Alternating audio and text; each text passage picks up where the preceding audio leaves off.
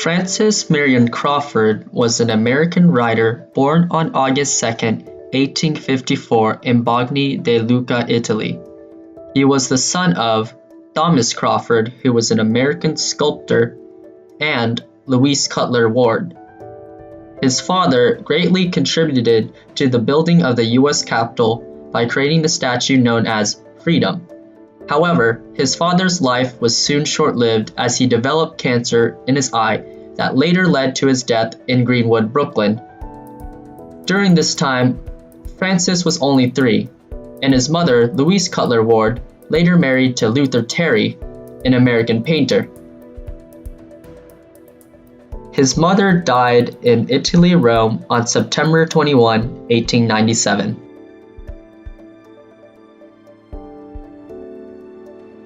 Talking about Crawford's early life, he was taught by private tutors and got his first major education from St. Paul's School in Concord, New Hampshire. He was an extraordinary linguist and later on attended several schools such as Cambridge University, University of Heidelberg, and University of Rome to help horizon his field of languages. In 1879, he went to India to study Sanskrit, where he was able to get the chance to edit the Allahabad, the Indian Herald. Afterwards, going back to America, he stayed with his uncle, Sam Ward, and his mother's sister, Aunt Julia Ward. His grandparents, worried about him earning money for a living, drove him to a life of singing, since he was known to have a musical past. But his career of singing resulted with George Heinzel, conductor of the Boston Symphony Orchestra, describing Crawford to never be able to sing in perfect tune. Feeling let down, his uncle advised him to try journaling in India. Few years later, Frances Marion released his first book called Mr. Isaacs, A Tale of Modern India, where it became an immediate success, and his career only skyrocketed from there. Shortly after producing his second book, Dr. Claudius, he went back to Italy in 1883, where he bought the spectacular Villa Renice in Sorrento.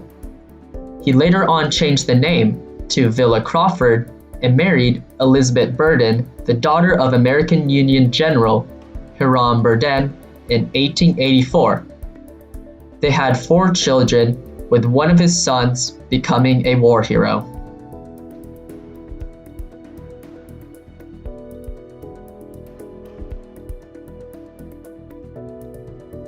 As each year went by, Crawford has created the most finest pieces of literature, in which some of them were produced into films, such as Screaming Skull. Here is a clip of it.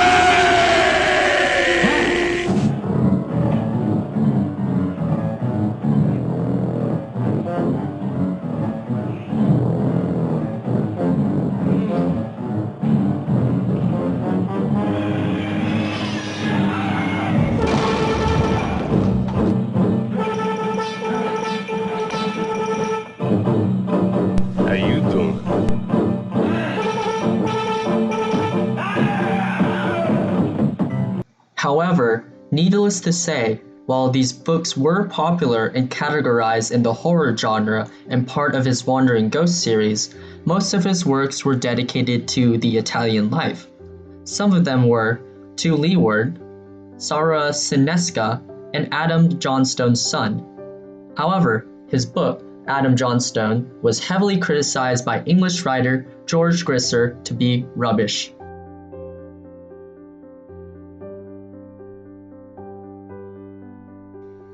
What separated Crawford from other contemporary authors was having spent most of his life in Italy, he used the knowledge he had gained from learning trades to incorporate into the characters of his books.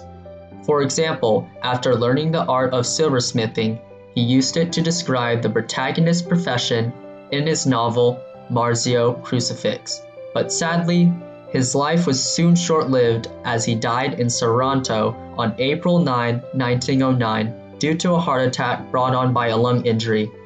The cause of his death was when he went to Colorado to learn about glassmaking, where he supposedly inhaled toxic gases when gathering some information on his novel Marietta, which was set in medieval Venice.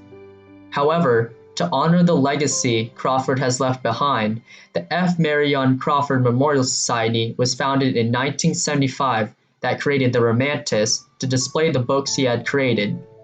Also, several other things such as the villa in which he had lived in was donated by his sister and mother, which today serves as a religious hospitality home, and a street being named after him called the Corso Marion.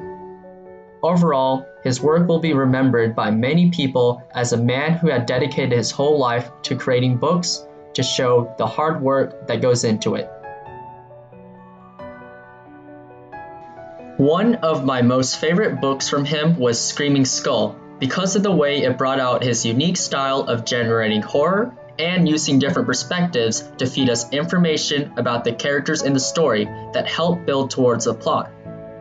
Some interesting things that I found about him was, despite producing all his books in Italy, his books were being translated and sold in America, where he was able to be classified as an American writer, once selling over 600,000 novels.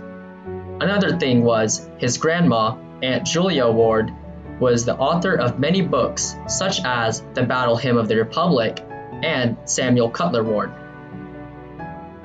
This image shown here is Robert Louis Stevenson, who is known for writing the book Treasure Island. He was an admirer of Crawford's work. Because of that, he sent a personal letter to Crawford in 1890 saying, "I am now surrounded by your work and in the middle of with the immortals.